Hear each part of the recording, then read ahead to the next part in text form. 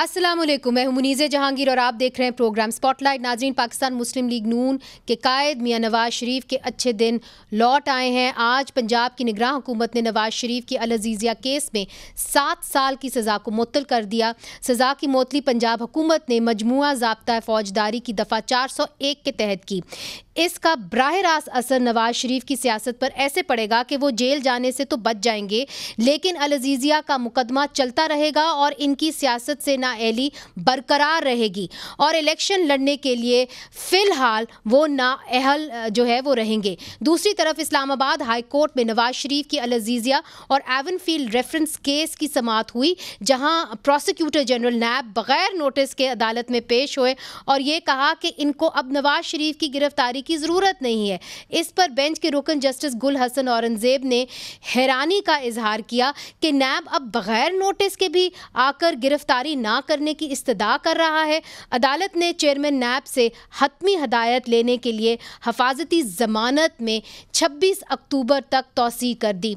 नाज़रीन, आज इस्लामाबाद की एहतसाब अदालत ने भी नवाज शरीफ के तोशाखाना केस में मुस्तकिल वारंट मनसूख करते हुए इनकी 20 नवंबर तक जो है वो ज़मानत मंजूर कर ली है। नवाज शरीफ को जो है मिलने वाले रिलीफ से जहां तहरीक इंसाफ को सख्त एतराज़ है, वहां पाकिस्तान पीपल्स पार्टी भी मुस्लिम लीग नून के कायद को मिलने वाले इम्तियाजी सलूक से नाला नज़र आती है। दूसरी तरफ नाजरीन, मुस्लिम लीग नून सुप्रीम कोर्ट की जानिब से सिविलियन के मिलिट्री ट्रायल्स को गैर आइनी करार देने के फैसले पर एतजाज़ कर रही है। पाकिस्तान पीपल्स पार्टी जो है नवाज शरीफ को मिलने वाले रिलीफ के खिलाफ क्यों है और मुस्लिम लीग नून फौजी अदालतों की हमायत क्यों कर रही है और क्या सुप्रीम कोर्ट के फैसले पर अमल हो सकता है? इस वक्त हमारे साथ मौजूद हैं पाकिस्तान पीपल्स पार्टी के रहनुमा कमर ज़मान कायरा साहब, पाकिस्तान तहरीक इंसाफ के रहनुमा और सीनियर वकील शेर अफजल मरवत साहब, फ़ौजी कवानीन और अदालतों के माहिर कर्नल रिटायर्ड इनामुर रहीम साहब इधर स्टूडियोज़ में मौजूद हैं,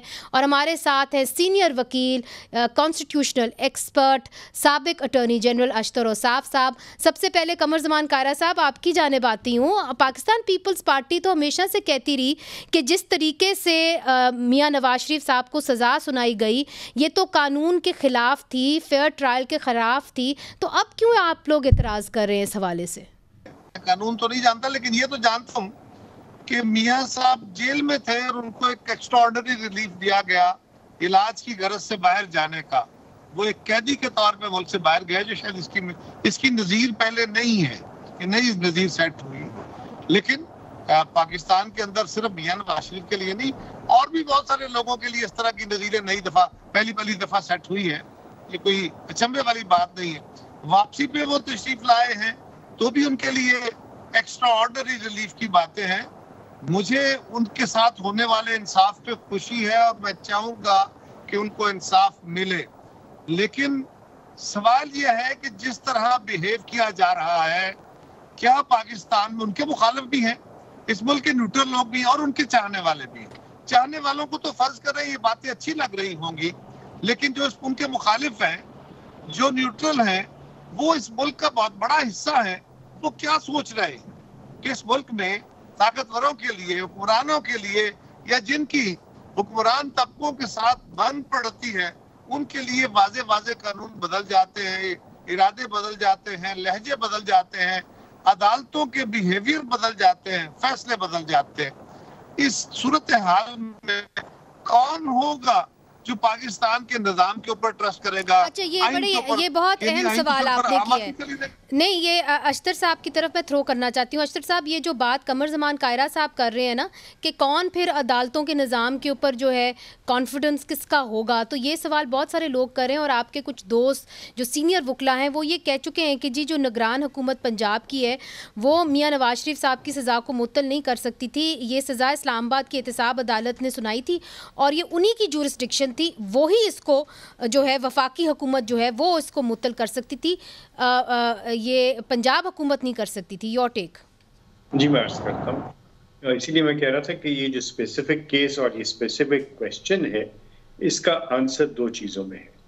एक है 401 CRPC जी, और दूसरा इस्लामाबाद हाई कोर्ट की जजमेंट। ठीक है। जिन हजरात ने इस्लामाबाद हाई कोर्ट की जजमेंट नहीं पढ़ी, मैं उनको दावत देता हूँ कि वो उसको ज़रूर देखें, और जिन्होंने 401 सीआरपीसी नहीं देखा वो भी उसको ज़रूर देखें, और जब वक्त आएगा तो शायद मैं आपके साथ उसको शेयर भी कर लूँ व्हाट्सएप पे, ताकि आप लोगों को बता सकें कि ये कोई अनहोनी बात नहीं है, ये कोई कानून के मावरा बात नहीं है, और प्रोविंशियल गवर्नमेंट का बिल्कुल इख्तियार है, 100% इख्तियार है, और इसकी तशरीह खुद इस्लामाबाद हाई कोर्ट ने की और कहा ये कि सस्पेंशन ऑफ सेंटेंस के लिए आप रुजू कर सकते हैं पंजाब की प्रोविंशियल गवर्नमेंट को। जी, ये उन्होंने कहा था, बिल्कुल कहा था, कहा है ना। जी जी बिल्कुल कहा था। जब मियां नवाज शरीफ साहब यहाँ से जा रहे थे तो तब उन्होंने कहा था कि अगर आपने मजीद सस्पेंशन इसके अलावा करानी हो तो फिर आपको पंजाब की गवर्नमेंट से आपसे रजू करना होगा, तब केयर टेकर तो नहीं थी। अब इसके अंदर कोई अचंबा नहीं होना चाहिए, कोई ऐसी चीज नहीं, और इस सब के लिए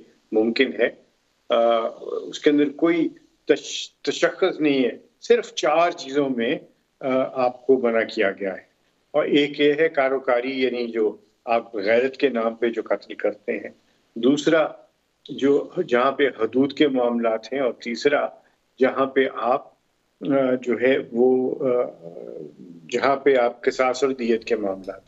न सिर्फ ये कि आप सस्पेंड कर सकते हैं, आप रिमिट भी कर सकते हैं। आपको यकीन पता होगा और आपने सुना भी होगा, देखा भी है कि गाहे बगाहे सजाएं कम कर दी जाती हैं। अच्छा। ईद पे, ईद मिलादुन नबी पे, यौम पाकिस्तान पे, तो वो कौन सा इख्तियार है? वो अदालत का इख्तियार नहीं, वो एग्जीक्यूटिव का है और प्रोविंशियल गवर्नमेंट का है। यही इख्तियारात फेडरल गवर्नमेंट को भी हासिल हैं 401 के तहत। तो ठीक है, तो इसके प्रेसिडेंट पहले मिलती है। आप ये कहते हैं कि चूंकि उस्मान बुज़दार साहब ने भी ऐसे किया था कि उन्होंने भी कुछ कैदियों की जो सज़ा थी उसको सस्पेंड कर दिया था।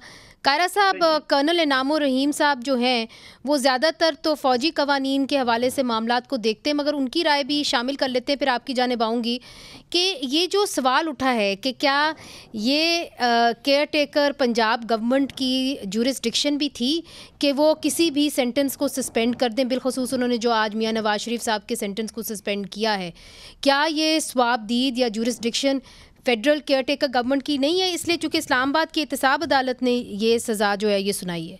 बेसिकली ये कोई भी केयर टेकर गवर्नमेंट है, और स्पेशली जिस प्रिजन में या जिस एरिया में वो कन्विक्ट मौजूद होता है उसकी सज़ा वो सस्पेंड करने का इख्तियार रखते हैं, माफ़ करने का भी इख्तियार रखते हैं। ये बड़ी इनहेरेंट पावर है, बिकॉज बाज़ औक़ात बड़े सेंसिटिव इश्यूज़ पैदा हो जाते हैं, एक सज़ा ही गलत आ जाती है, उसका इफेक्ट बड़ा गलत होता है। तो इसलिए एडमिनिस्ट्रेशन के पास ये एम्पावर उसको किया गया है, चाहे केयर टेकर गवर्नमेंट हो चाहे कोई और गवर्नमेंट हो। मगर अशरफ भी कर सकता है, इस्लामाबाद हाई कोर्ट का इसके ऊपर फैसला मौजूद है जहाँ पे उन्होंने ये कहा था कि अगर मजीद आपको सस्पेंड करना हो ये सेंटेंस तो फिर आप पंजाब हुकूमत से रजू करें।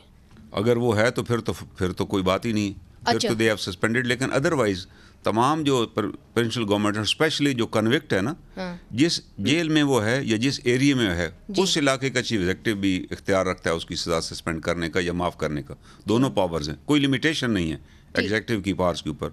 माजी में भी बेशुमार केसेस के ऊपर इनकी रिमिशन हुई है, बेशुमार लोगों की हुई है, तो फिर इट्स नॉट अनप्रेसिडेंटेड। कायरा साहब, आपने तो सुन लिया कि क्या कह रहे हैं। रहमान मलिक की सज़ा भी इसी तरह सस्पेंड हुई थी, देखे ना, Rahman Malik was sentenced by Lahore high court and the Zardari साहब ने इस्लाम कराची से उसकी सस्पेंड कर दी उसी वक्त। अच्छा, ये कह रहे हैं कमर जमान कायरा साहब के रहमान मलिक साहब की भी जो सेंटेंस था वो भी जरदारी साहब ने सस्पेंड कराया था, और वो सस्पेंड जो था उन्होंने फेडरल गवर्नमेंट के जरिए कराया था। फेडरल गवर्नमेंट के जरिए कर दिया, फेडरल गवर्नमेंट के जरिए कराया था, मगर जुरिस्डिक्शन कराची की थी। और अभी उनका ऑर्डर भी नहीं रिटर्न अभी आया था, हाई कोर्ट ने सिर्फ उनकी सज़ा कंफर्म की और उसी वक्त रात की खबरों में आ गया कि प्रेसिडेंट ने सज़ा सस्पेंड कर दी है। No summary was put in place but it was challenge. तो कोर्ट ने कहा कि नहीं, president is empowered, executive is empowered to. चले सो कायरा साहब, उन्होंने आपकी पार्टी से एक एग्जांपल निकाल के आपको बता दिया। पहली बात तो यह है कि मियां नवाज शरीफ साहब के साथ इंसाफ हो, ये मेरा भी मुतालबा है, और इंसाफ की तरह हो, ये मेरा मुतालबा है, ताकि ये ना लगे कि इनके लिए कोई खुसूसी कवानीन, जिस तरह रिसेप्शन पे भी किया गया, वही काम मियां साहब जाके किसी दफ्तर में भी कर सकते थे और ये सवाल ना खड़े होते।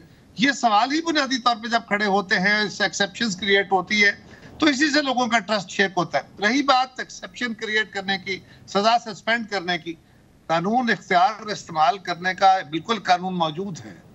माफी तो नहीं दी जा सकती, माफी के तो अपने क्राइटेरियाज है, लेकिन सजा सस्पेंड करने के कानून उसकी कंडीशंस है, वो अनकंडीशनल नहीं है। ये नहीं है कि जिस चीफ मिनिस्टर का दिल करे वो किसी भी कैदी की सजा को सस्पेंड कर दे। नो, इस तरह नहीं होता। ये मेरे दोनों सीनियर वकला है, खासतौर पे अख्तर साहब तो बहुत ही माशाल्लाह पाकिस्तान का बड़ा दिमाग है।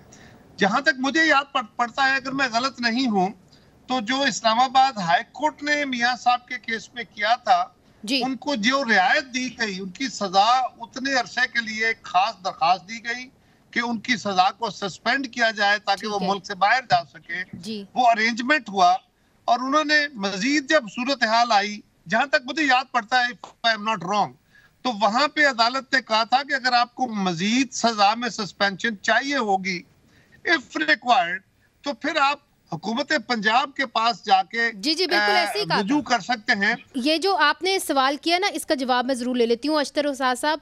जिस तरह कायरा साहब एक्सप्लेन करें कि जी इस्लामाबाद हाई कोर्ट ने कहा था कि अगर आपको मजीद फिर इसको एक्सटेंड करना हो सस्पेंशन को, फिर आप पंजाब गवर्नमेंट से रजू कराएं। It was a special provision given by the Islamabad high court. Originally सजा सस्पेंड करने की रिक्वेस्ट भी पंजाब गवर्नमेंट से आई थी। जी बिल्कुल दुरुस्त। जी नो नहीं, this is not how it is. अच्छा, उन्होंने सस्पेंड खुद कर दी और कहा कि ये प्रोविजन जो है 401, इसको भी इन्वोक किया जा सकता है, इसलिए आइंदा आप हमारे पास नहीं आएंगे, आप पंजाब गवर्नमेंट के पास जाएंगे। और ये 100% यही बात है, इसमें कोई अभाम वाली बात नहीं है और ये कोई कंसेशन नहीं है। ये एक स्टैट्यूटरी प्रोविजन है और उसके अंदर कोई कंडीशंस नहीं है। सिर्फ जो आपको मैंने बताया एक्सेप्शंस हैं कि जहाँ पे हदूद के मामलात हों, जहाँ पे कारोकारी यानी जिसको आप कहते हैं गैरत के नाम पे किसी को आप कत्ल करें, वहाँ पे ये बिल्कुल भी इसका इतलाक नहीं होता। अदरवाइज इस पे कोई कंडीशंस नहीं है। और ये भी मैं बता दूं कि ना सिर्फ ये कि वो सस्पेंड कर सकती है गवर्नमेंट, बल्कि उसको पार्डन भी कर सकती है और उस सारे मामले को खत्म भी कर सकती है। अच्छा, ठीक है जी। ये 401 पे सराहत के साथ लिखा गया है। अख्तर साहब, अगर इस कानून के तहत हुकूमतों को हमने ये इख्तियार दे दिया कि आप सजाएं माफ भी कर दें, तो फिर तो जिसकी चाहेंगे वो सजा माफ कर देंगे। जिसको उनकी जमात के अंदर, जिस तरह हमारे मुल्क में होता है, तो वो जिसकी चाहे अदालतें सजा देते रहेंगे, वो माफ करते चले जाएंगे। फिर तो काम बड़ा आसान नहीं हो जाएगा हुकूमतों के लिए। जी अख्तर साहब, जी 100% ऐसा ही है। और ये सिर्फ हमारे मुल्क में नहीं है, सिर्फ हमारे मुल्क में नहीं है, तमाम ममालिक में, अमेरिका में है, इंग्लैंड में है, तमाम ममालिक में है कि ये इख्तियार अनकंडीशनल है सर, अनकंडीशनल। ऑलराइट, ठीक। और बिल्कुल ठीक फरमाया इनाम साहब ने कि रहमान मलिक साहब को भी इवन बिफोर के वो जिस ऑर्डर से उनको सजा दी गई थी, कंफर्म किया गया था, उस पर भी दस्तखत की स्याही खुश्क नहीं हुई थी। उससे पहले उनकी सजा सस्पेंड कर दी गई थी और बाद में कलअदम करार दे दी गई। बड़ी दिलचस्प गुफ्तगू हो रही है। कर्नल इनाम साहब से भी मैं इनपुट लेना चाहूँगी, फिर हमने वक्फे की तरफ जाना है। वो ये कह रहे हैं कि जी अनकंडीशनल पार्डन यानी माफ़ी भी कोई ना कोई हुकूमत जो है, फेडरल गवर्नमेंट हो या प्रोविंशियल गवर्नमेंट हो, वो दे सकती है अगर किसी की बिल्कुल इसी तरह है। अमेरिका में जो कानून है कि जो प्रेसिडेंट का लास्ट ईयर होता है, आखिरी साल में अमेरिकन प्रेसिडेंट, जितने केसेस होते हैं जिसमें गवर्नमेंट पार्डन करना चाहती है, वो सारे केस उनको पुट अप किए जाते हैं और उसके बाद प्रेसिडेंट सबको पार्डन कर देता है जितने केस आते हैं। ये हमारी बदकिस्मती है कि अमेरिकन गवर्नमेंट ने हमसे रब्ता किया, हमारी गवर्नमेंट से, और उन्हें डॉक्टर आफिया सिद्दीकी के केस के बारे में उनके एक साबिक अटार्नी जनरल पाकिस्तान में आए और उन्हें रिक्वेस्ट की पाकिस्तान गवर्नमेंट से कि आप कम से कम एक रिक्वेस्ट भेजें हमारे प्रेसिडेंट को कि रिमिट करे, और अब एंड के ऊपर जब ओबामा जाएंगे वो रिमिट कर देंगे। तो फिर लेकिन हमारी तरफ से किसी गवर्नमेंट ने ये जरूरत नहीं की कि वो एक रिक्वेस्ट रिटर्न भेजते। इवन न मियां साहब न खान साहब, अगर वो रिटर्न रिक्वेस्ट भेजी जाती, उनकी सजा रिमिट हो जाती और वो पाकिस्तान में वापस आ जाती। मेरा ख्याल है इसके पर अख्तर साहब कुछ क्लियर करना चाह रहे हैं। जी अख्तर साहब। जी, ये क्विड प्रो को, यानी वो कह रहे थे कि हम सूरत में करने को तैयार हैं जब आप हमारे एक साहब को जो है उनको आप अफरीदी साहब को, जी ऐसे ही वो सर अफरीदी साहब का इशू, आपकी बात दुरुस्त है, लेकिन अफरीदी साहब का इशू बहुत बाद में आया था। उससे पहले, क्योंकि डॉक्टर आफिया साहब को उससे पहले सजा हो गई थी, उस वक्त उन्होंने रिक्वेस्ट की थी कि लेकिन हमारी तरफ से कोई एक्शन नहीं हुआ। आज भी हम अगर भेजें तो वो उसकी सजा माफ हो जाएगी डॉक्टर साहबा की। जी अख्तर साहब, नहीं, एरिक होल्डर से मैं खुद मिला था, उनकी कुछ कंडीशंस थी जो कि मैं बता नहीं सकता, वरना साइफर का केस मुझ पे बन जाएगा। अच्छा, मगर ये तो आप कंफर्म कर रहे हैं ना कि शकील अफरीदी के, उन्होंने कहा था कि अगर आप शकील अफरीदी को माफ़ कर देंगे, जिसको अक्यूज़ मतलब मुलव्विस, तो वो उनको कहा जाता है कि उसामा बिन लादेन के केस में थे, मगर उनके ऊपर और कुछ जो है एक्यूजेशंस हैं वो बिल्कुल अलग हैं, लगाई गई हैं। तो उसके ऊपर उन्होंने शायद ये कहा था कि अगर आप उनको माफ़ कर देते हैं तो उसके बदले में हम आफिया सिद्दीकी को भी पार्डन कर देंगे, प्रेसिडेंशियल पार्डन। बहुत इंटरेस्टिंग, बहुत ही दिलचस्प गुफ्तगू हो रही है। पार्डन तो मरीज़े हमारे मुल्क में भी होता है ना, वज़ीर आज़म और सदर मुख्तलिफ दिनों नहीं सर होता है, मगर मैं पार्डन तो करते हैं। मैं तो ये मेरा तो मैं स्टैंड करेक्टेड। अख्तर साहब जैसे आला दिमाग ने जो बड़े वकील हैं वो कह रहे हैं, हमारे असातिज़ा में है, मैं तो उनकी बात सुन के मैं तो मुतमिन। लेकिन ये सवाल बहरहाल है कि अगर हुकूमतों को अनलिमिटेड पावर दे दे तो फिर तो जिसको चाहे अपने उनके कारकुनों को, उनके लीडरों को सजाएं होती है, वो माफिया देते हैं। नहीं, अभी तो आप उनको अनलिमिटेड पावर्स की बात कर रहे हैं। मैं तो आपसे ये सवाल तीनों से करने जाऊंगी और छोटा सा वक्फा ले लूंगी, फिर ये सवाल को आगे आपसे जवाब लूंगी। और वो ये है कि क्या आप लोग इसी कानून और इसी प्रिंसिपल के तहत जो 9 मई के मुल्ज़िमान हैं उनको भी माफ़ कर देंगे? वक्फे के बाद वेलकम बैक नाजरीन। तो ब्रेक से पहले कम से कम ये इस्टेब्लिश हो गया है कि एक प्रेसिडेंट था, जिस तरह अख्तर उसाफ अली साहब बता रहे हैं कि एक प्रेसिडेंट है इस वक्त पाकिस्तान के अंदर, जिसके अंदर जो सूबाई हुकूमतें हैं या वफाकी हुकूमतें हैं, उन्होंने मुख्तलिफ कन्विक्टेड लोगों को उनका जो सेंटेंस है उसको भी सस्पेंड किया। और वो ये भी कह रहे हैं कि पार्डन का भी इख्तियार है। हमें पाकिस्तान तहरीक इंसाफ के रहनुमा और सीनियर वकील शेर अफजल मरवत साहब ने भी ज्वाइन कर लिया है। मगर कर्नल इनाम रहीम साहब, आपसे पहला सवाल मैं ये करूँगी, चूँकि एक बहुत अहम और भी फैसला आया है कि सिविलियंस का मिलिट्री कोर्ट्स में ट्रायल नहीं हो सकता और ये गैर आइनी है। अब इमरान खान साहब की हुकूमत में कोई 27 सिविलियंस का 29 आम लोगों का, शहरियों का ट्रायल हुआ था फ़ौजी अदालतों में। उन बेचारों का क्या होगा? ये सिर्फ 9 मई से जो मुंसलिक हैं उनके केसेस होंगे? नहीं, ये आर्डर बड़ा डिटेल में है, शार्ट आर्डर है, लेकिन इसके अंदर भी उन्होंने लिख दिया है कि सिविलियन का जो भी उनका जो पहले भी जो ट्रायल हुए हैं, असल में देखें ना, सिविलियन के ट्रायल के लिए हमें एक तरमीम करनी पड़ी थी, 21वीं तरमीम, जिसके तहत कोर्टें बनाई गई। वो तो माजी की होगी ना बात। उन्होंने कहा कि जब उस ट्रायल के लिए बनाई गई थी तो इनका ट्रायल बगैर आईनी तरमीम के नहीं किया जा सकता। तो ऑल दी ट्रायल्स जो आईनी तरमीम के बाद किए गए, all are null and void. तो इसका मतलब है कि इसके अंदर रिलीफ उन लोगों को भी मिलेगी, सबको मिलेगा जो इमरान खान साहब के दौर के अंदर गए थे। जी बिल्कुल, उनको भी रिलीफ मिलेगा, बिल्कुल डेफिनेटली। यही, और ये कोर्ट कर भी नहीं सकती। और जो मिलिट्री कोर्ट्स में जो लोग इंटर्नमेंट सेंटर्स में फंसे हुए, उनका क्या होगा? जिस तरह इदरीस खटक साहब का क्या होगा? इदरीस खटक साहब भी देखें ना, आईनी तरमीम के बाद ट्रायल हुआ, और ज़ाहिर है वो इलीगल ट्रायल था उसकी। उनको हमने तो उसी वक्त उसको चैलेंज किया, और हमने 2010 से लिख रहे हैं लगातार कि आर्मी के पास कोई इख्तियार ही नहीं है, आर्मी एक्ट में प्रोविजन ही नहीं है to arrest the civilian. Trial तो बड़ी दूर की बात है। अब ये सारे जो हैं ये एंटी टेररिज्म कोर्ट में ये सारे ट्रांसफर हो जाएंगे केसेस सारे। ये तो अच्छी बात है, बहुत अच्छी बात है। There should be rule of law in the country. अच्छा, और जजेस ये नहीं कर सकते कि वो कहें जी सिर्फ 9 मई वालों को हम दिए। तो आर्टिकल 25 कहता है कि laws to be applied to all, और ये सब पे एप्लीकेशन होगी। राइट टू फेयर ट्रायल सबका हक है। मरवत साहब, बात ये है कि जब भी हमारे हुक्मरान हुकूमत करते हैं तब जुल्म करते हैं, जब अपोजिशन में आ जाते हैं, और पाकिस्तान का जो दायरों का एक सफ़र है वो ऐसा ही है कि जो कानून आप अपने अपोजिशन के लिए बनाते हैं वो आपके गले में आके पड़ जाता है। जिस तरह के ये ऑफिशियल सीक्रेट्स एक्ट, और अब आपके ही लोगों को उधर भेजा जा रहा था। तो आपको नहीं लगता कि कुछ सोचना चाहिए आपकी भी पार्टी को कि ये क्या करते रहते थे पहले? जी बिल्कुल सोचना चाहिए। किसी भी पार्टी, चाहे मेरी पार्टी हो या कोई भी पार्टी जो बरसर इक़्तिदार हो, और अपने पसंद नापसंद की बुनियाद पे अगर वो लोगों के ट्रायल जो हैं, बिलखसूस ट्रायल के मामलात में अगर आप सिविलियन को मिलिट्री कोर्ट्स ले जाते हैं तो ये इंतहाई ज़ुल्म है कानून के साथ भी, उस इंडिविजुअल के साथ भी, और पाकिस्तान में रूल ऑफ लॉ के साथ। या जो आज हम मांग रहे थे, ठीक है, इसमें चेयरमैन पीटीआई पिटिशनर थे मिलिट्री कोर्ट्स के केसेस में जो अभी सुप्रीम कोर्ट ने डिसाइड किया है। और वंस फॉर ऑल ये सेट हो गया, क्योंकि मगर आपने उनसे पूछा नहीं कि आपके दौर में फिर आपने इन लोगों को क्यों भेजा फौजी अदालतों में, अगर अब आप पिटिशनर बन गए हैं ऑपोजिशन में आके? ये जो मिलिट्री कोर्ट्स में भेजे जाने का अमल है, इस पे डायरेक्ट आप प्राइम मिनिस्टर को मेरा ख्याल है जिम्मेदार नहीं ठहरा सकते हैं कि फिर किसको ठहराएं?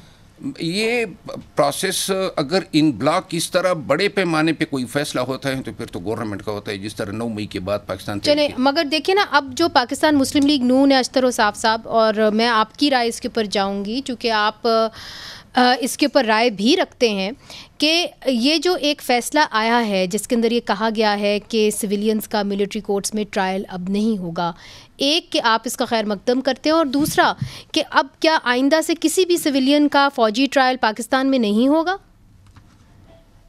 पहली बात तो ये है कि ये जजमेंट जो है ये हतमी नहीं है। मैंने खुद सुना है, पढ़ा है कि इसके खिलाफ अपील फाइल की जा रही है।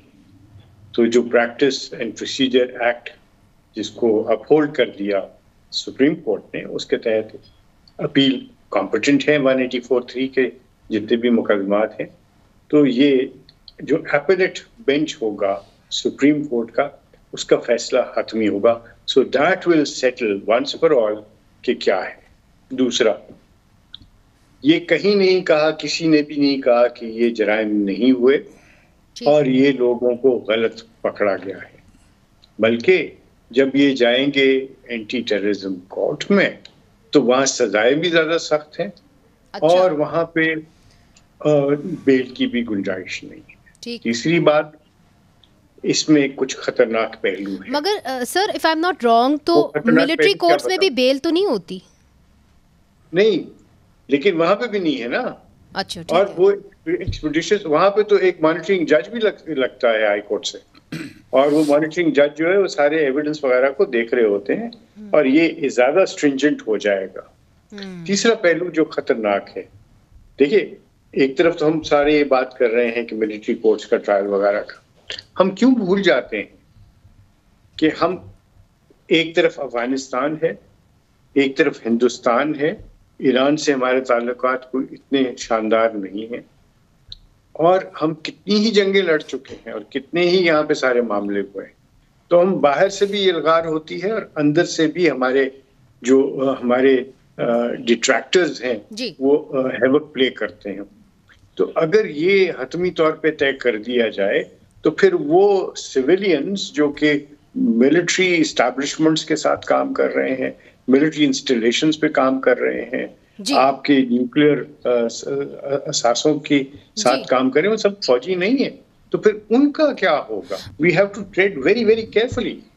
ऐसा ना हो कि उन लोगों को हौसला मिल जाए कि हम सिविलियंस हैं इसलिए हम ये जो जुर्म करेंगे तो हमारी पकड़ जो है वो नहीं हो सकती। अच्छा, ये जो आपने एतराज़ उठाया है, इसको मैं आगे कर्नल इनाम रहीम के पास लेके जाऊंगी, क्योंकि उन्होंने बहुत सारे ऐसे लोगों को भी रिप्रेजेंट किया है जिनको फेयर ट्रायल नहीं मिला और उनकी फ़ौजी अदालतों के अंदर सिविलियंस का जो है वो ट्रायल हुआ है। उनसे पूछेंगे, मैं कमेंट जरूर करूंगा इसके ऊपर थोड़ी देर में। जी जी बिल्कुल, मैं छोटा सा वक्फा भी शामिल करती हूँ, और चूँकि गुफ्तगू इतनी दिलचस्प है कि दिल नहीं चाह रहा वक्फा लेने का, मगर लेना पड़ेगा। छोटा सा लेते हैं, फिर वापस आते हैं। वेलकम बैक नाजरीन। कर्नल इनाम रहीम साहब, ब्रेक से पहले अख्तर औसाफ साहब ने कहा कि ये कैसे हो सकता है कि ये जो जजमेंट आई है कि जी मिलिट्री कोर्ट्स के अंदर सिविलियंस का ट्रायल अब नहीं हो सकेगा, तो क्या ये कैसे हो सकता है कि अब किसी भी सिविलियन का ट्रायल जो है वो मिलिट्री कोर्ट्स में आगे जाके नहीं हो सकेगा? ये तो मुमकिन ही नहीं है, वो कहते हैं। देश से देखा जाए तो दुनिया के किसी भी सिविलाइज सोसाइटी में सिविलियन का ट्रायल मिलिट्री करती नहीं है। इंडिया में नहीं होता? इंडिया में नहीं हुआ आज तक, इसराइल में भी नहीं हुआ। सिर्फ 2 मुल्क हैं जहाँ हो रहा है, एक इजिप्ट, क्योंकि वहाँ भी मिलिट्री गवर्नमेंट ऐसी की और उसने अपोजिशन को क्रश करने के लिए मिलिट्री कोटे बनाई हुई हैं, या बर्मा में हो रहा है। मगर जिस तरह अख्तर साहब कह रहे हैं कि लेट्स से कि अगर कोई सिविलियन जो है वो न्यूक्लियर साइट के ऊपर काम कर रहा है या मिलिट्री इंस्टॉलेशंस के ऊपर काम कर रहा है, तो उसका भी ट्रायल नहीं होगा? नहीं, ये बात वो थोड़ा ना, इसमें थोड़ी क्लैरिटी चाहिए एक आदमी न्यूक्लियर साइट पे काम कर रहा है तो वो ऑलरेडी अंडर आर्मी एक्ट है, उसके लिए स्पेशल एक्ट आपने नहीं बनाना। He is already serving under the army act. Nuclear sites पे जितने लोग हमारे काम करते हैं they are governed by the army act. अच्छा। अगर वो कोई जुर्म करेंगे तो automatically army will try them. अच्छा। और वैसे भी आर्मी एक्ट में भी दिया हो कि any civilian which is employed by the army in operational area, चाहे वो मीडिया का आदमी हो, आर्मी उसे ले जाती है सेशन में, वहाँ ब्रीफिंग देती है और कहती है ये खबर आपने नहीं देनी, वो अगर दे देगा तो उसका ट्रायल तो पहले भी आर्मी एक्ट के तहत होता है, 2(1)(c) के तहत। ये जो सिविलियन है ना, those are neither subject to army act nor have no any relation with the army, उनका ट्रायल सिविलियन दुनिया में कहीं भी नहीं होता।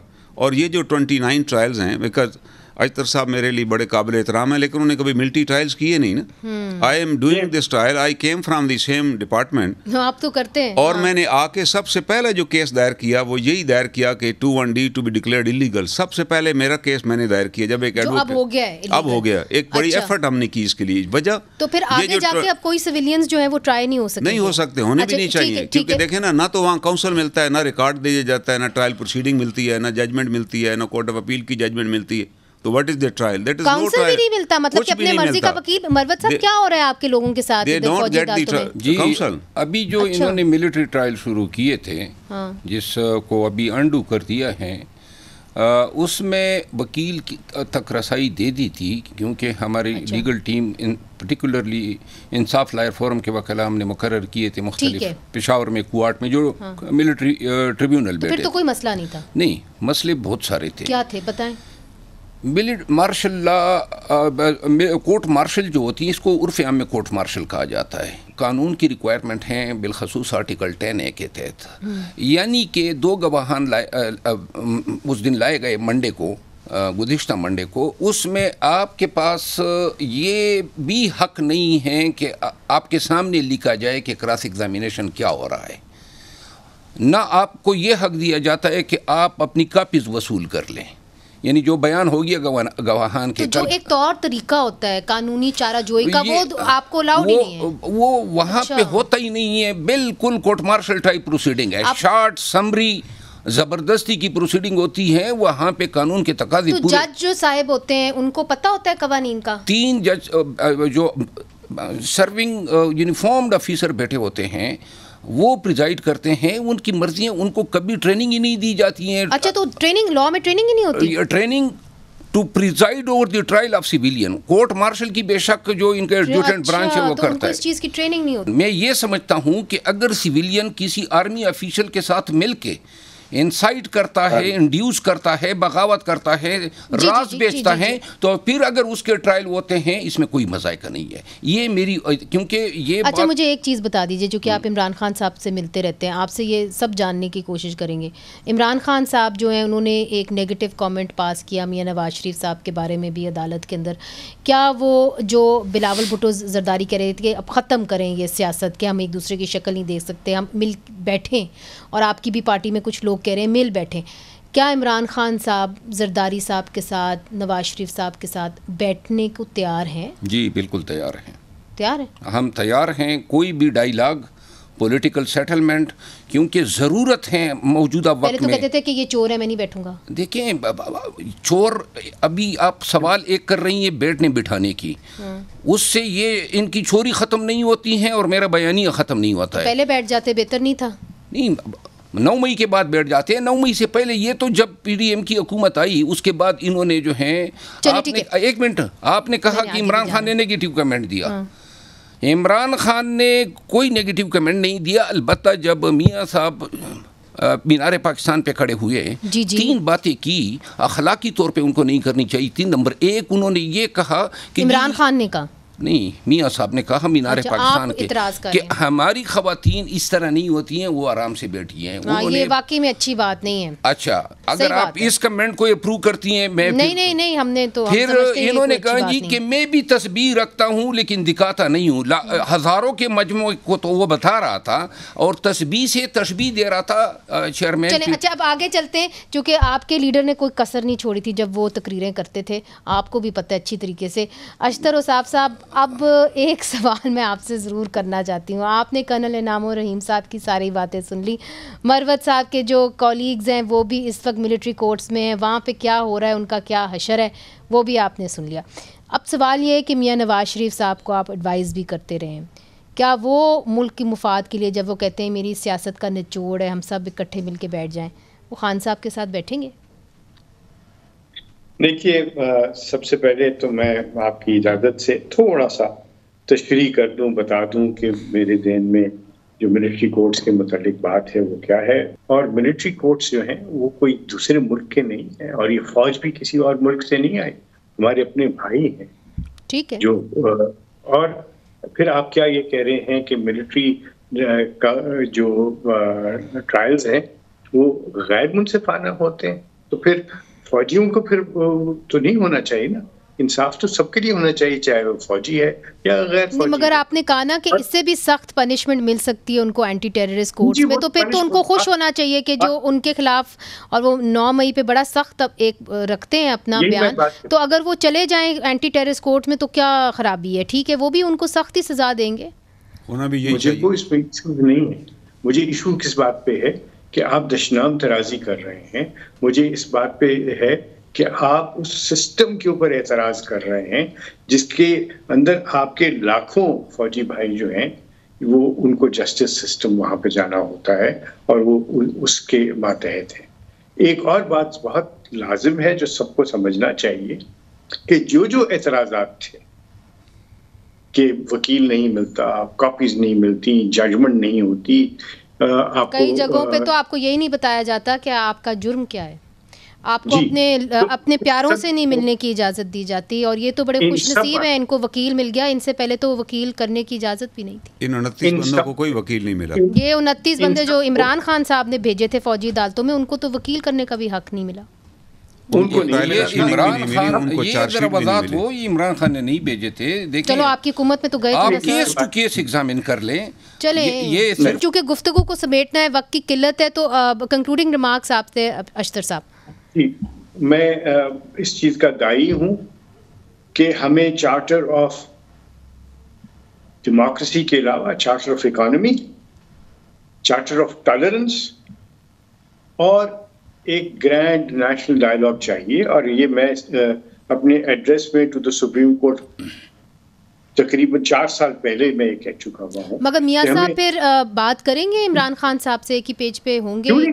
अच्छा, करेंगे। ओके, मुझे बताइए, क्या शहबाज शरीफ साहब हमेशा आगे बढ़ के नहीं मिलते रहे? हमेशा उन्होंने आगे बढ़ के हाथ नहीं बढ़ाया, तो हाथ झटकने वाला कौन है? ठीक, हाथ नहीं झटकने चाहिए, दरवाजे बंद नहीं करने चाहिए। और सियासत जो है वो आपके मुल्क और कौम के लिए है, ज़ात के लिए नहीं होती। ठीक है, बहुत बहुत शुक्रिया अशतर साहब, आपने बहुत अहम बातें की, और ख़ास तौर पे जो कानूनी पेचीदगियाँ हैं उनको आपने मज़ीद सिंप्लीफाई किया, जिस तरह के कर्नल इनाम उर रहीम साहब ने भी किया। आपका भी बहुत बहुत शुक्रिया कि आपने हमें बताया कि क्या हो रहा है इस वक्त फ़ौजी अदालतों में। नाज़रीन, आखिर में मैं सिर्फ ये कहूँगी कि हमारी जो आवाम है वो हमारे सियासतदानों की तरफ देख रही है, और वो इसलिए देख रही है कि वो समझती हैं कि जो उनके बुनियादी इंसानी हकूक़ हैं वो उनका तहफ़्फ़ुज़ फ़राहम कर सकते हैं। मगर अगर उनको ऐसे इदारों के अंदर या ऐसे सिस्टम के अंदर, पैरेलल लीगल सिस्टम के अंदर धकेला जाएगा जहाँ पे उनका बुनियादी हक यानी राइट टू फेयर ट्रायल भी उनको नहीं मिलेगा, तो फिर जाहिर है उनको मायूसी होगी। मुनीज़ जहांगीर को इजाज़त दीजिए, खुदा हाफ़िज़।